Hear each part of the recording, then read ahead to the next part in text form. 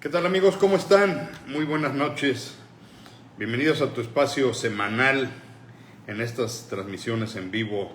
La alegría de vivir en plenitud. Estamos listos para empezar hoy un interesante tema que nos han estado sugiriendo mucho a propósito de nuestro artículo de hoy en Milenio Puebla, que lo puedes encontrar en nuestras redes sociales, @la alegría de vivir en plenitud, en Instagram, en Facebook, en nuestra página oficial que es www.laalegriadevivirsinadicciones.com y por supuesto en las páginas oficiales de Milenio. La alegría de vivir, relaciones tóxicas, gran tema. Tu participación hoy es bien importante para que podamos generar conciencia, comentar sobre estos temas de los que a veces no se quiere hablar, porque tiene que ver más allá de las relaciones en sí mismas.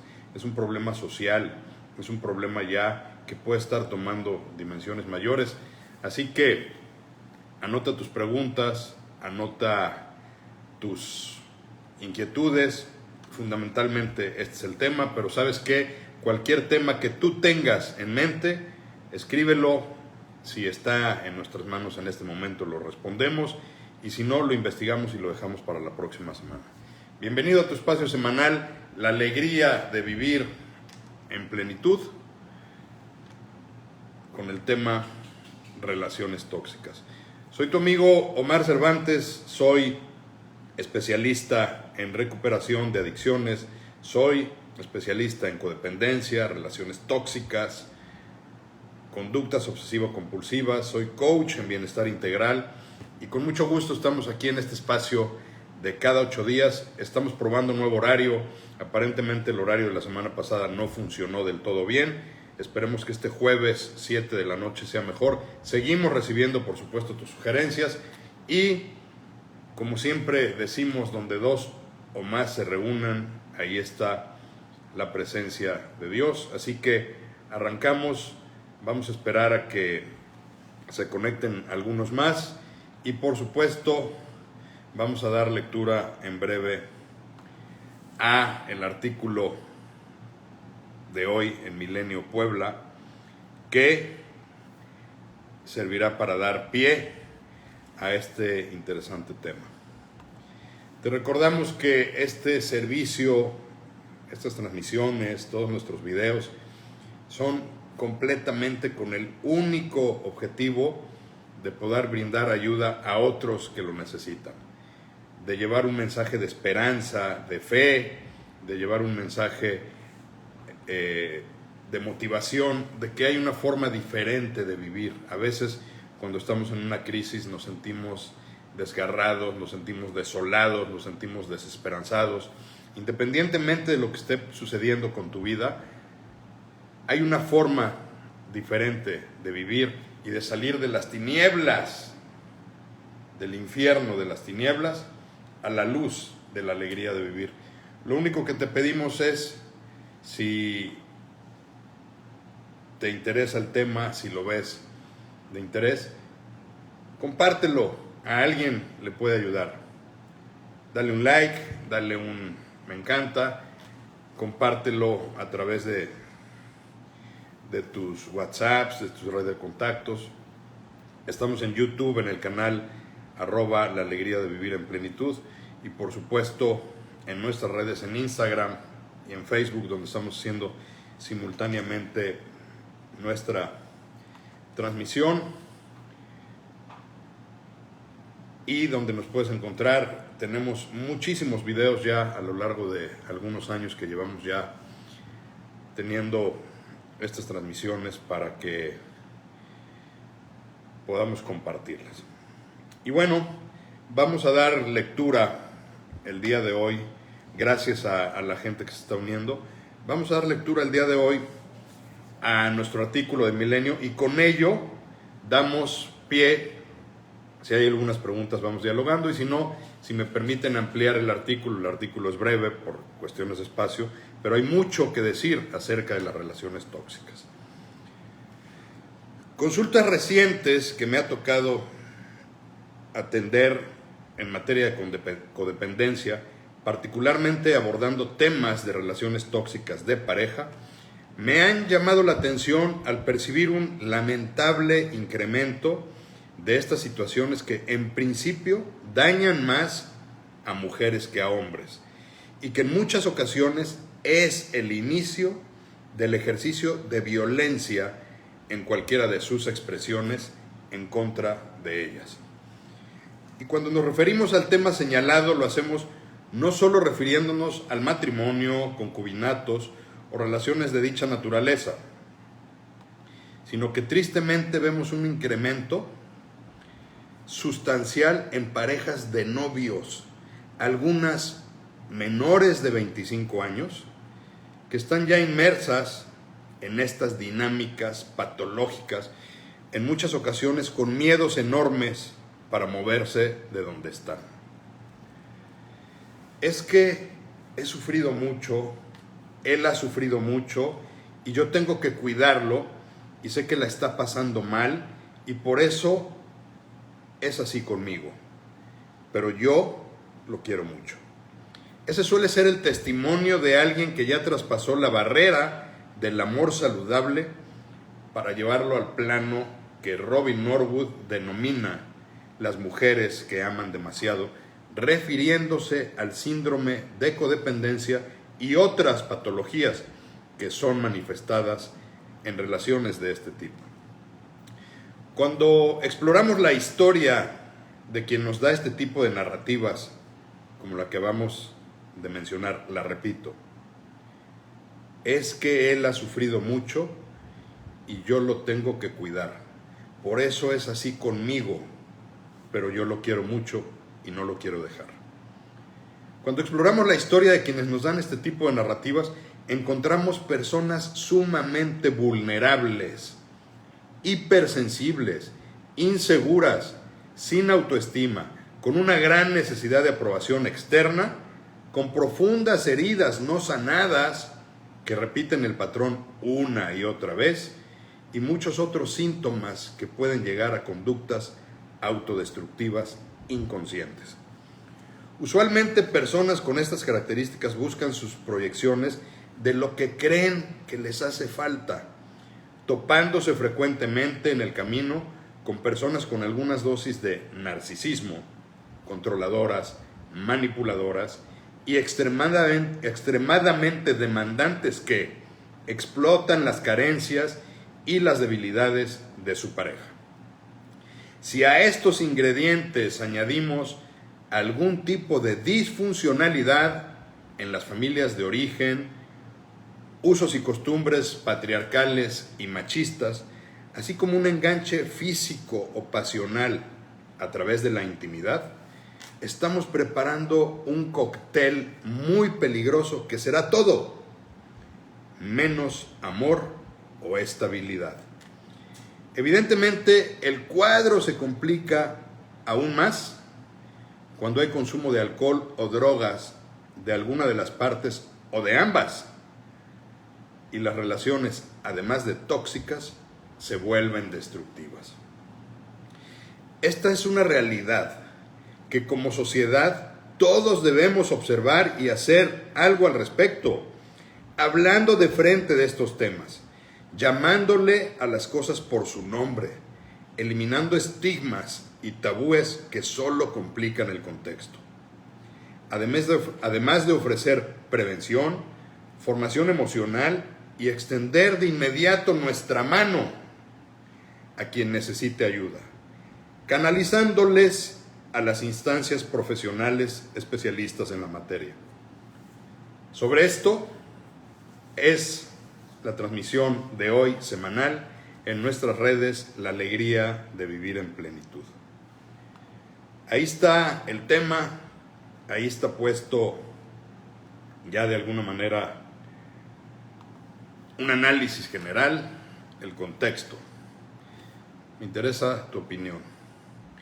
Yo comentaba la semana pasada con un grupo de amigos, de excompañeros de la infancia, de la adolescencia, de la preparatoria, excompañeros de la carrera, excompañeros, excompañeras de de la época estudiantil, que ahorita justo tenemos hijos entre los 20 y los 30 años, y que vemos como padres de familia cada vez más este tipo de situaciones en el noviazgo. Novios muy controladores, demandantes. Novias temerosas, sumisas. También los hay a la inversa, pero decíamos al principio, normalmente este es un tema que afecta más a las mujeres. En ese sentido, hablaremos en general, pero sí quiero poner énfasis en que en el tema de las mujeres, y es un tema que también a mí me llena, me apasiona, me motiva a hablar de ello porque es una realidad. Muchas veces la violencia de género, la violencia contra las mujeres en cualquiera de sus tipos, psicológica, emocional, financiera, física, suele iniciar justamente a través de este tipo de manera de relacionarse, donde me comentaba uno de los compañeros, hay que ver las causas. Evidentemente las causas son muchas. Citábamos algunas en el artículo, citábamos algunas a través de estas líneas. Tienen que ver con una combinación de personalidades. Una persona codependiente que necesita la aprobación externa, que necesita validarse a través de el otro o de la otra, y una persona codependiente, controladora, que necesita que alguien dependa de ella. Y entonces de entrada vemos relaciones que se basan en todo menos en el amor. Como dice Robin Norwood, esta gran autora, escritora de Las mujeres que aman demasiado, caemos en este amor patológico, amor que no es amor, sino que es amor que ama demasiado, en función de tratar de rescatar a la pareja, tratar de encontrar el valor de mi persona a través de mi pareja. Y entonces esto empieza a generar dinámicas en el que estas parejas que se relacionan desde las carencias, eventualmente van a empezar a llevar cuentas y van a empezar a pagar facturas. Para los que apenas nos siguen recientemente en estas transmisiones, voy a explicar brevemente el triángulo de la codependencia. 3 tipos de personalidad codependiente que existen y que normalmente se relacionan de esta manera, para saber en cuál te puedes tú identificar o identificar a alguien que esté cerca de ti. La esquina de la víctima. Una persona que, real o irreal, pero al menos en su percepción del mundo, se siente víctima. El extremo, voy a dramatizar con todo respeto, pobrecito de mí, cómo sufro. Soy víctima de todo. Una persona víctima necesita de un rescatador o rescatadora. Estas personas que pasan por el mundo dándole sentido a su existencia a través de rescatar al otro. Eres tan vulnerable que yo te voy a cuidar, yo te voy a salvar. Y entonces se da la combinación de la que hablamos hace un rato. Y este dicho es real, me lo acaba de decir una consultante, mujer, recientemente. cuando yo le preguntaba, ¿y por qué sigues ahí? Me decía, es que en el fondo lo quiero mucho. Y como ha sufrido mucho, yo lo tengo que ayudar. Entonces, entiendo que porque ha sufrido me trata mal a mí.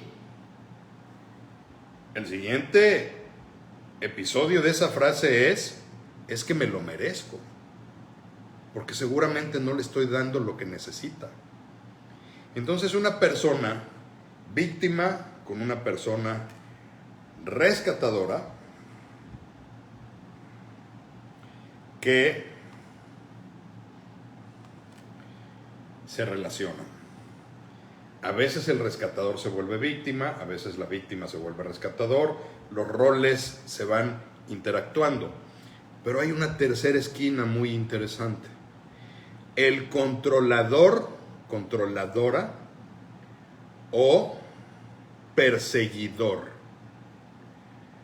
Son las tres esquinas en las que se mueve una relación donde hay una circularidad patológica en la codependencia.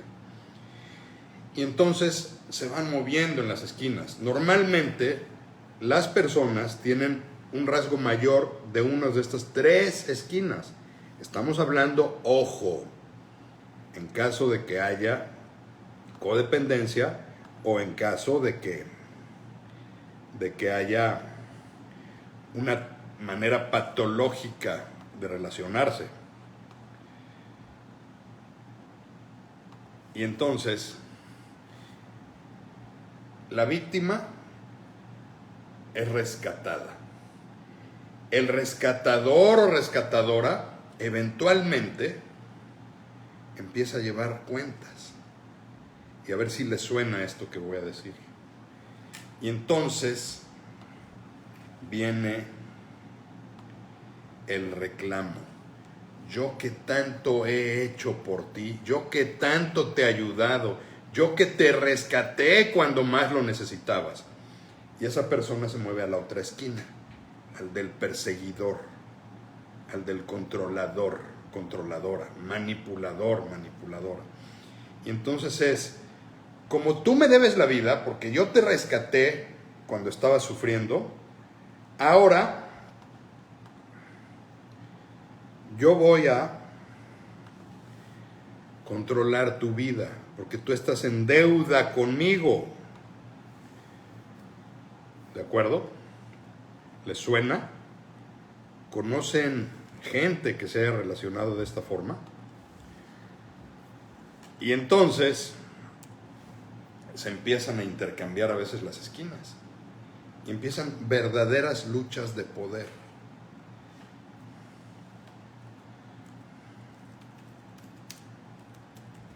Perdón, estamos compartiendo aquí en las redes.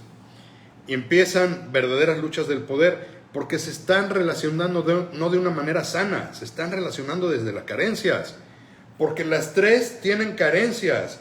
A veces uno pensaría que el controlador, el narcisista, el manipulador, algunas veces en extremo el psicópata, es una persona fuerte, imponente, con un gran temperamento.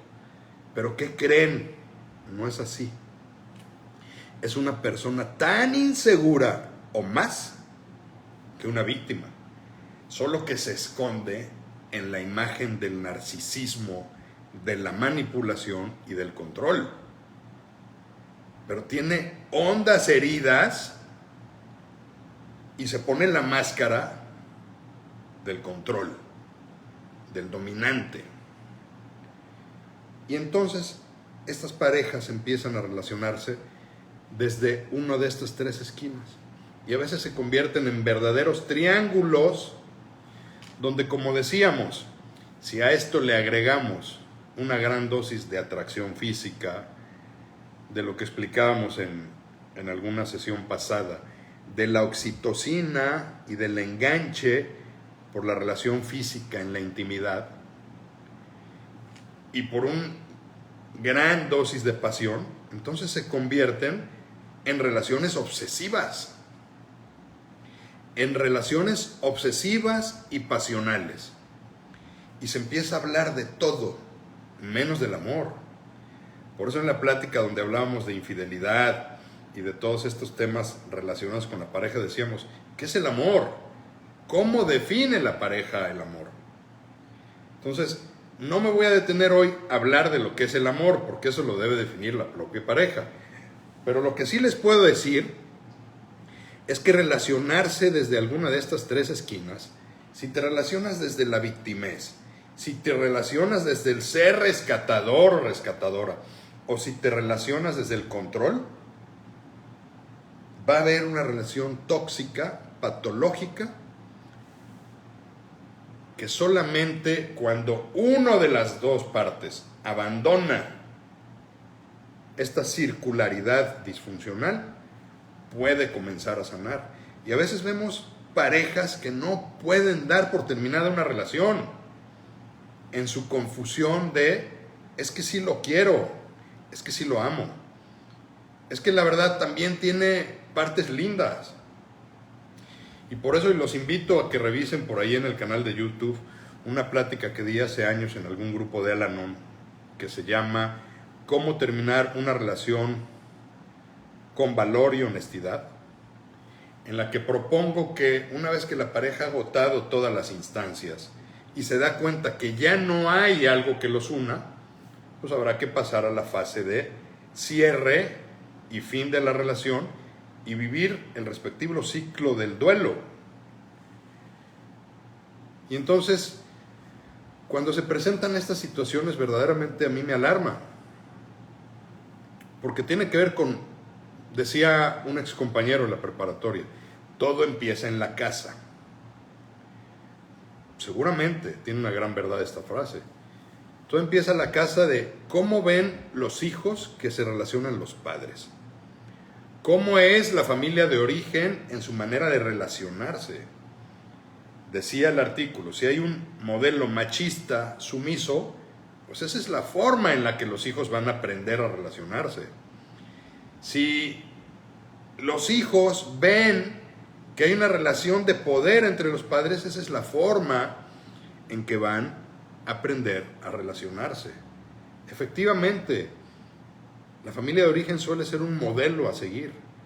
Y a veces uno pensaría que lo que vivió en la familia de origen fue tan doloroso que no quisieran repetirlo.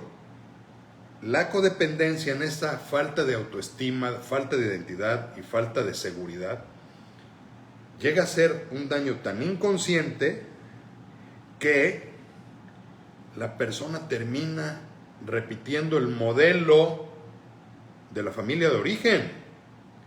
O bien, y también hemos hablado de esto en otras ocasiones, sobre todo cuando hay alcohol o drogas y hay coadicción o codependencia por adicción, la persona que creció en un hogar de esta naturaleza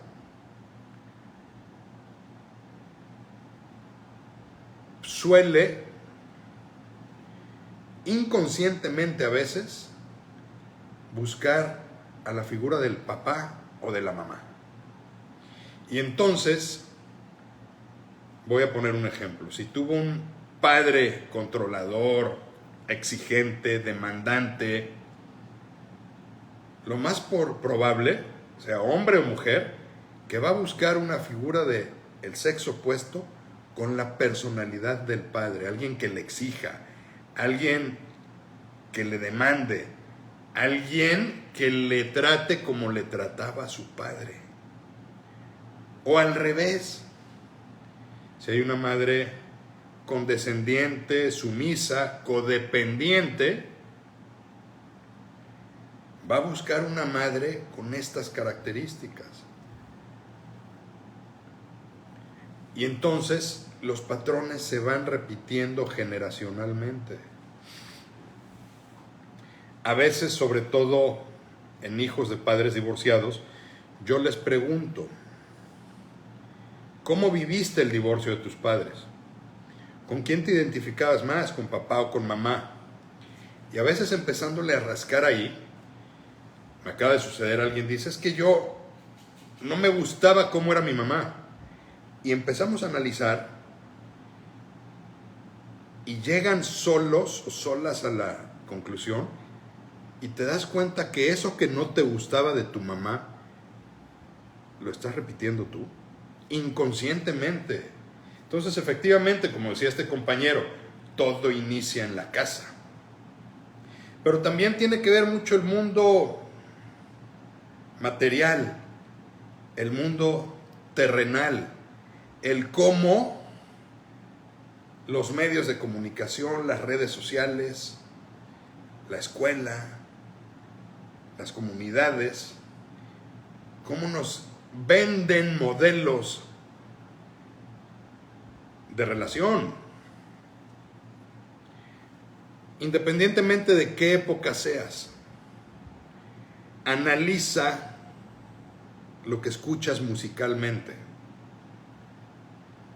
Para los que crecimos, no sé, con José José y este tipo de canciones, analiza lo que escuchábamos, lo que entraba por nuestros oídos, se metía a nuestro cerebro e inconscientemente lo adoptábamos.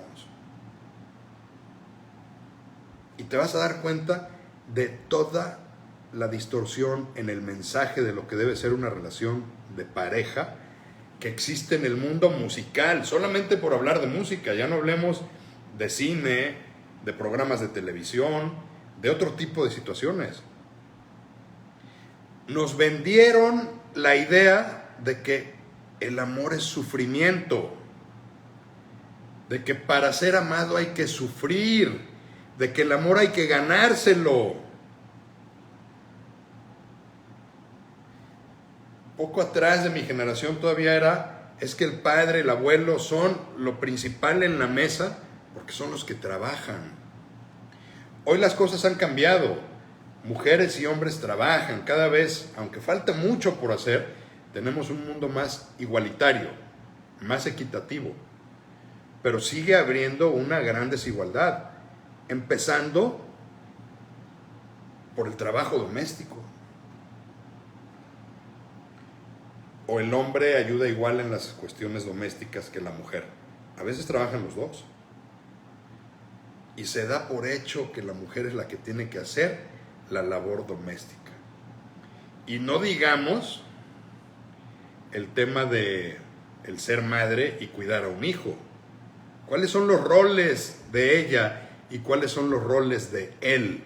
Y todo eso, amigas y amigos, las canciones, las películas, la literatura, las redes sociales, la televisión, y ahora en este mundo donde los influencers tienen mucho más alcance que un buen libro de aprendizaje, ¿qué modelos nos están vendiendo? Y entonces llegamos a este tipo de relación de pégame, pero no me dejes. Porque la sociedad dice que así es. Y si a eso le agregas una tremenda inseguridad en alguien que no quiere tomar una decisión para quedarse solo o sola, acepta el, pues es que es lo que hay. Más vale malo por conocido, pero llevo tantos años con él o con ella que prefiero quedarme así. Al final son más los ratos buenos que los malos. Y lo decía en el artículo, esto no es solamente en los matrimonios. Esto empieza en las relaciones desde la adolescencia. Niñas y niños de 16, 17, 18, 20 años que tienen relaciones de esta naturaleza y que no se dan cuenta o no se quieren dar cuenta y la niegan y la esconden y no les gusta que les hables de ello o de la situación. Por eso decía, como sociedad tenemos que estar muy atentos ante este tipo de amenazas, ante este tipo de indicadores, y decirle a alguien, esa relación no te conviene, es tu decisión, pero hay otra forma de vivir. A mí en el consultorio, cuando llegan niñas solteras, su primer o segundo novio, con relaciones de este tipo, con todo un futuro promisorio, a veces estudiantes apenas de universidad, y les pregunto, ¿no te das cuenta el gran ser humano que eres? ¿No te das cuenta el futuro promisorio que tienes? ¿No te das cuenta lo que vales? ¿Por qué sigues ahí? Y a veces están enganchadas o enganchados. Peor que un adicto a una sustancia, a una droga. Peor que el jugador a la apuesta. Y entonces, estas personas no pueden solas. No es la amiga en el café la que le tiene que decir, hazle así, o hazle así, o hazle así. No es el amigo, que es un gran consejero, quien debe decirle. No. Esto es una patología que si no se atiende, puede llegar a poner en riesgos mayores a las personas. Y que hay que atenderlo. Y si además, gracias a los que nos están escribiendo, no alcanzo a ver, pero ahorita revisamos los comentarios con mucho gusto. Y si además, imaginémonos, de repente hay un embarazo no deseado, ¿cómo cambia la vida de una pareja que es que estaba a punto de terminar, pero nos embarazamos? Y entonces un hijo va a cambiar la historia. Y resulta que el hijo tampoco cambió la historia, al contrario, a veces agrava la relación. Y entonces, insisto, cuando veo estas parejas, hombres también, que no están casados, que están en el periodo del noviazgo, que es para conocerse y justamente para que cuando haya estos focos rojos digas, no es por ahí. Digo, me estás hablando como alguien que tiene una relación de 20 años, que tiene hijos, que formó una familia, que tiene un patrimonio, que tiene cualquier cantidad de motivos para pensar que la ruptura de la relación no es la solución. Y también en estas parejas con tantos años, a veces es inevitable reconocer que la relación se dañó y entró en una fase tóxica. Y que hay que terminarla de la mejor manera, como decía hace un rato, con valor y con honestidad. Pero en esta ocasión yo iba muy dirigido a aquellas jovencitas y jovencitos que echan a perder su vida por una relación, carentes tanto de afecto, carentes de autoestima. Dicen por ahí en algunos grupos de 12 pasos de alcohólicos anónimos, narcóticos anónimos o de codependientes anónimos, tan carentes de afecto que cuando alguien les habla bonito,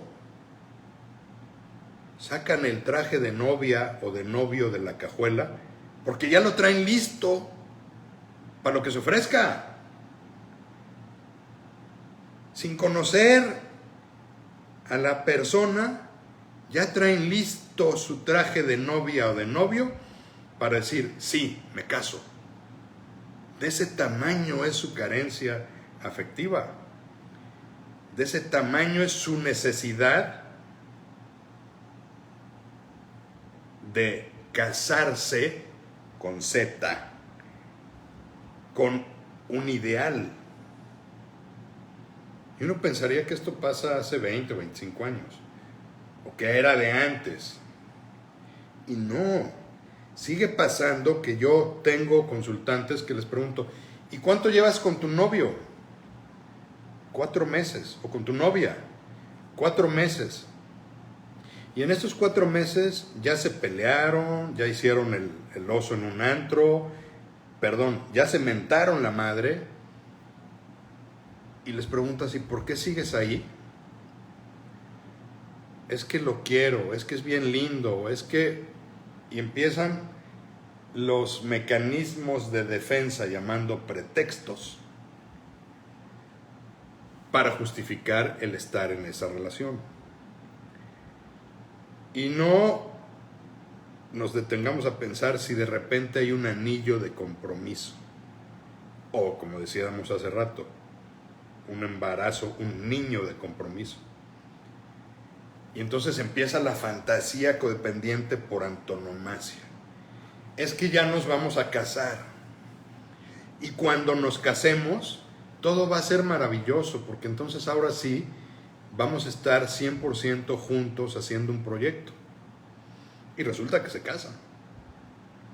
Y resulta que a los 15 días empiezan los grandes problemas, porque nunca hablaron de las cosas torales de la vida de pareja, como es el aspecto financiero y económico de la pareja, la manutención, el trabajo, los hijos, la sexualidad, la fidelidad, infidelidad, los amigos, las amigas, la familia política y todo lo que una pareja tiene que negociar y acordar antes de dar un paso tan importante como el matrimonio, el concubinato o la figura que elijas para cohabitar y vivir con el ser amado.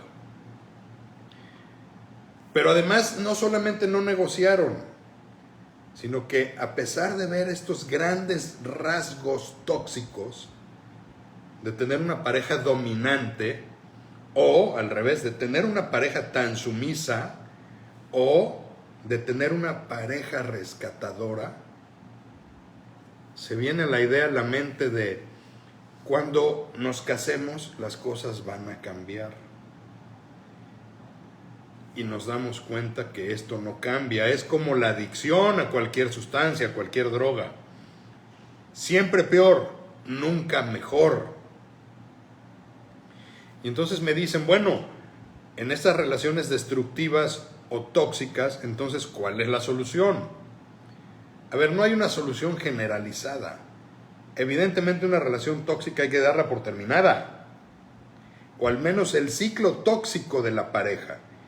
Y si la pareja hace un buen trabajo terapéutico, espiritual, de crecimiento como pareja, puede ser que la pareja sane y logre sostener su relación, pero necesita romper el factor tóxico patológico a través del cual se están relacionando.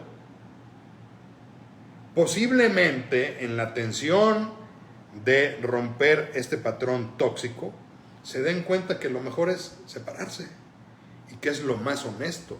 Y entonces habrá que trabajar para dar por terminada la relación de la mejor manera. Cuando un alcohólico deja... Hola Marcela, gracias por estar aquí. Ahora leemos los comentarios. Cuando un alcohólico está en su fase de desintoxicación, tiene un síndrome que se llama síndrome de abstinencia. Y duele. Y a veces es el responsable de la recaída. Y a veces hay que dar un medicamento. Ya no hablemos de otras drogas, el cannabis, la cocaína, la ludopatía. A veces hay que tener un medicamento para poder soportar los efectos físicos, mentales y psicológicos del síndrome de abstinencia. Esto pasa exactamente en las relaciones tóxicas. Y las recaídas emocionales son muy frecuentes. Es que ya llevaba 15 días sin leer sus mensajes y lo leí y me enganché. Es que la extraño, es que lo extraño y lo busqué. Y entonces yo les digo, es exactamente lo mismo, ponía el ejemplo esta semana, que un adicto a alguna droga que quiere irla dejando paulatinamente y entonces sí va a rehabilitación, va a consulta, va a recuperación, pero sigue trayendo en su celular el teléfono del dealer, por si se ofrece. Y entonces, si un día se siente ansioso, pues no le va a hablar al dealer para decirle, oye, pues platícame algo porque traigo ansiedad. Le va a hablar al dealer para decir, mándame lo de siempre. Y va a volver a consumir. Por eso a veces hay que tomar distancia y tiempo. Por eso a veces yo les sugiero a las parejas, sepárense para evaluar verdaderamente de qué tamaño es el tema que traen. Y las separaciones a veces son muy útiles para reconstruir o para iniciar el proceso de una despedida definitiva. Por supuesto hay abstinencia. Es que la extraño, es que lo extraño. No. La misma técnica que se usa con los adictos. Es que se me antoja una cheve porque con este calor, híjole, imagínatela así sudadita y una con petróleo y michelada. Pues esa es la parte enferma que te está diciendo tómate una cheve. Pero tú que ya sufriste tanto por el alcohol, platícate la película completa. ¿Cómo te fue la última vez que te tomaste una cerveza así? Diciendo, qué rico, tengo sed. Acuérdate dónde terminaste. Si es que te acuerdas y el blackout no te lo impide. Acuérdate de todo el dolor que te causó. Etcétera, etcétera. No voy a dar detalles. Pasa exactamente lo mismo. Es que la extraño porque era bien linda. Y también extrañas las mentadas de madre. Y también extrañas cuando emocionalmente activaba tus carencias o abusaba de tus debilidades. Y también extrañas los gritos. Entonces, platícate la película completa. Si te platicas la parte, es que era bien linda, es que era bien lindo. O recordar la parte de la intimidad, si había una buena intimidad. No te platiques eso. Platícate por qué estás aquí. Platícate por qué tomaste la decisión de dejarla o de dejarlo. Y recupera tu autoestima, tu confianza, tu seguridad en ti misma o en ti mismo, que no depende de que estés con él o con ella. Si después de que sanes y en una decisión consciente quieres darte una nueva oportunidad, yo se lo he dicho a las parejas, se vale volverlo a intentar siempre y cuando lo hagas desde la parte sana. Pero no se vale volverlo a intentar pensando en que va a cambiar por arte de magia. Si no es gripa. Así es una enfermedad, se llama codependencia. Algunos le llaman relaciones tóxicas, algunos le llaman relaciones destructivas. Y entonces tienes que trabajar en ti. Resulta muy preocupante cuando son las madres de familia o padres de familia que me mandan a sus hijos, a sus hijas, porque ven que están en una situación así. Y los hijos o las hijas a quien menos caso le hacen es al papá o a la mamá. O a las amigas o a los amigos que le están diciendo no te conviene. Y mientras más le digas a una persona no te conviene, se van a enganchar más. Entonces requiere expertise en la manera de abordar un caso así. Requiere un trabajo terapéutico con mucha empatía. Y sobre todo con un gran respeto hacia lo que está pasando. Si la persona se siente juzgada, si la persona se siente moralmente cuestionada, pues por supuesto menos va a salir del hoyo que le está causando esa relación. En cambio, si se le dice que hay una forma diferente de vivir, si se le hace hacer conciencia. Desafortunadamente a veces tiene que llegar una crisis muy grande, un pleito muy grande, que haya dejado ya consecuencias, tocar fondo para decir hasta aquí. Las personas sanas, entre comillas, porque no creo que nadie en el planeta sea completamente sano, pero las personas que no generan una dependencia emocional o una dependencia mental, si algo no les gusta dicen, se acabó y se acabó. Las personas con dependencia emocional o con codependencia, les es muy difícil decir que no. Les es muy difícil dar por terminada una relación de abuso o de poder. Tienen miedo. Y entonces hay que tener empatía y no juzgar. Y además, algo bien importante, no les podemos decir qué hagan. Ellas o ellos solos tendrán que tomar sus decisiones en función de acompañarlos a través de un trabajo terapéutico, espiritual, emocional. Pero el primer paso es: pide ayuda. Ofrezcámosle ayuda. Sobre todo si esto deriva de pronto en situaciones de violencia que ponga en riesgo la vida de la persona. ¿Cuántos casos no vemos en las noticias de feminicidios, de situaciones de abuso que empezaron de alguna forma de esta manera? Y que puede ser tu hija, tu hijo, el vecino, la vecina. Y que tenemos que generar un cambio de conciencia comunitaria para darnos cuenta que esto está sucediendo. Que la violencia no solamente es violencia física, hay violencia psicológica, violencia financiera. Que el silencio, el te voy a castigar con mi indiferencia, puede llegar a ser violencia psicológica. Cualquier tipo de violencia que surja, hay que poner a la persona a salvo. Ese es principio, precepto de salud fundamental. Lo primero que hay que hacer es salvaguardar la vida de la persona. Y hay que tratar con pinzas estos temas. Imagínate una persona que cree estar enamorado, enamorada de su pareja agresora, y tú le dices es que la tienes que dejar, se va a afianzar y se va a aferrar a esa persona. El abordaje tiene que ser desde la prevención, desde hablar de estos temas como son, no desde el juicio, ni desde el échale ganitas, ya, muévete de la victimez, tú no tienes nada, échale ganitas porque yo era bien fuerte, yo a tu edad ya había hecho esto. A ver, no cometamos el error de la soberbia pensando en que lo que nosotros vivimos es lo que los demás deben vivir.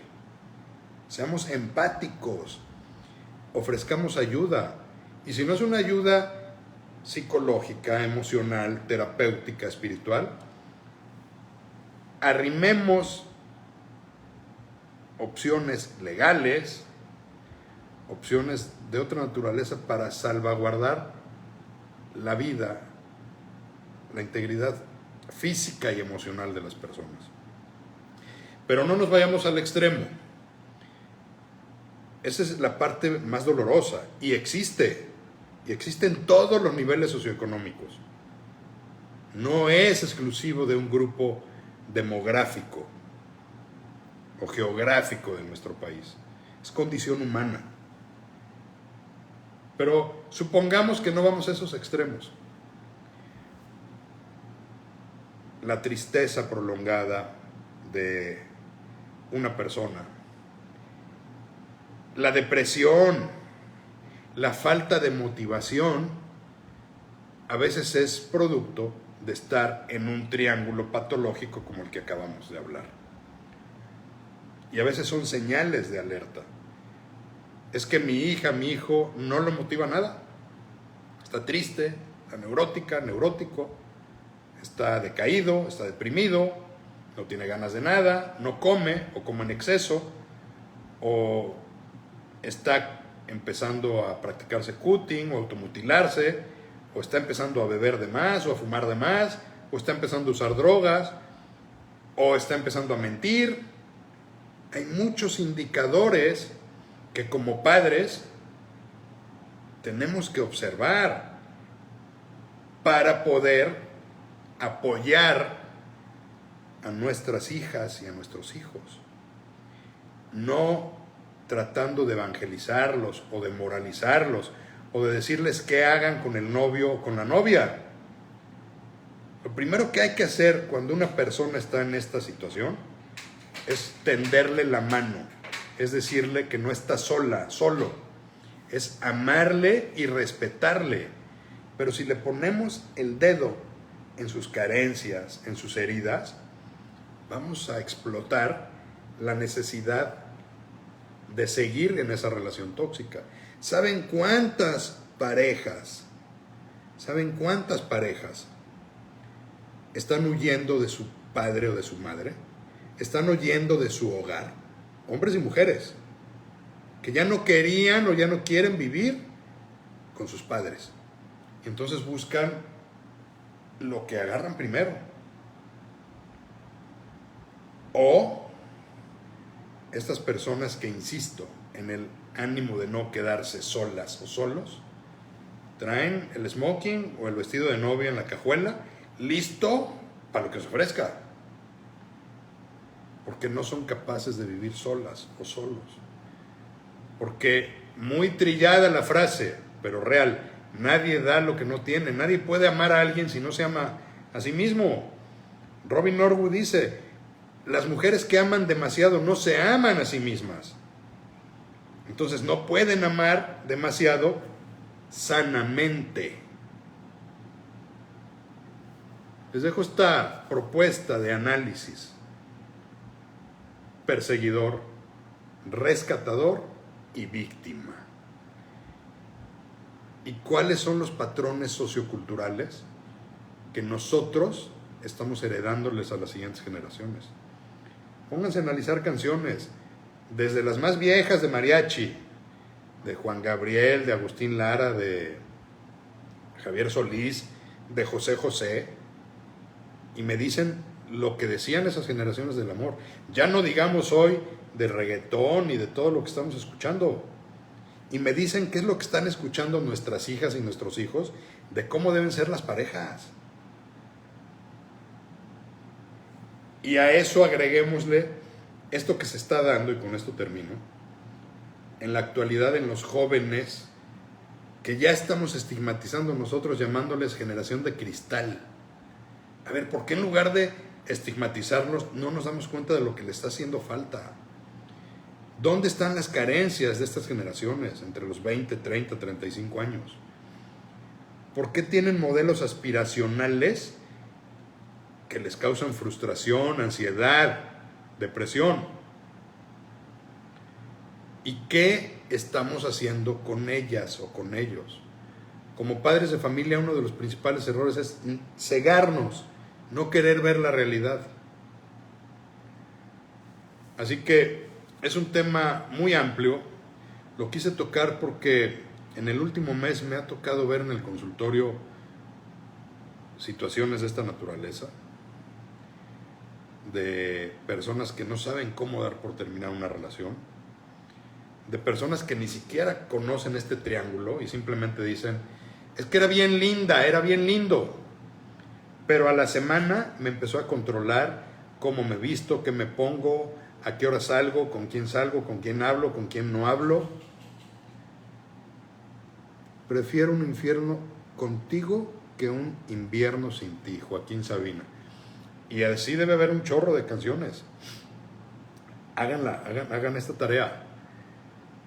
Y entonces decía que hay que ver estos síntomas. Hay que ver para qué quieren los chavos una relación. ¿Cuáles son los valores socioculturales que les estamos dando como sociedad, como comunidad, como padres? ¿Sigue existiendo el valor a la fidelidad, a la figura del matrimonio? Uno de mis hijos hizo hace tiempo un ensayo del que me siento muy orgulloso, porque hablaba de la cosificación de las relaciones, de cómo las parejas se relacionan desde la objetivización y de la sexualización de las relaciones. Y entonces parejas que en 3 o 4 meses se comprometen o ya se quieren casar o no saben cómo salirse de una relación, empiezan a sufrir. Esto, amigas, amigos, puede ser mucho más doloroso que dejar de fumar, dejar de drogarse, dejar de apostar, dejar de comer compulsivamente, dejar de comprar compulsivamente. una relación tóxica se vuelve una relación obsesiva, compulsiva, y se necesita apoyo para salir de ella. Y el primer paso para salir de ella es reconocer el síntoma. Si es tu hijo, si es tu hija, si es un amigo o es una amiga, no lo abordes juzgándolo. Asesórate, pide información de cómo poder ayudar a una persona que está en una circunstancia de esta naturaleza, pero sobre todo ofrezcámosle nuestro corazón, nuestro amor, nuestra empatía, porque todas las enfermedades mentales o emocionales eventualmente son estigmatizadas. Escuchaba el relato de alguien que en días pasados me decía, es que hay quien dice que eso de los terapeutas es nada más para sacarle dinero a la gente, que hay que echarle ganas, que hay que dejar de ser víctimas, que hay que levantarse, y es de actitud. Felicito a la gente que tiene esa actitud, ese valor, y que logran hacer resiliencia y salir adelante. Hay muchos que no, hay muchos que necesitan ayuda, y habemos manos insuficientes para poder hacer frente a este tipo de situaciones. Dejo el tema de reflexión, da para mucho. Estoy dando principios muy generales, porque hoy, más que hablarles de un tema de cómo abordar y cuál es la solución, mi interés era ponerme a reflexionar contigo de lo que está pasando hoy. Y no solamente en los jóvenes, parejas ya consolidadas que caen en la toxicidad. Gracias Lilia, gracias Edgar, Marcela, Coco por sus comentarios. Gracias Regis por sus comentarios. Gracias a todas, a todos. Es un tema complicado, pero como en este espacio, hablemos de frente de las cosas como son y llamémosle a las cosas por su nombre. Compartamos y sepamos que hay una solución. ¿Cuál es la solución? Hay varios caminos, pero la negación y la minimización del problema es un ingrediente que va a agravar más la misma situación. Pues yo les agradezco. Si les sirve, compartan, hagamos debate. Ahí están las redes abiertas, están los temas abiertos. Nos vemos la próxima semana. Nos han estado proponiendo hablar mucho de adicciones en la mujer, alcoholismo en la mujer. Lo pongo en la mesa. Si hay interés en este tema o en otro tema, ya sabes que este espacio es tuyo y que lo construimos juntos. Que Dios les bendiga, que pasen buena noche. Gracias. Hasta la próxima.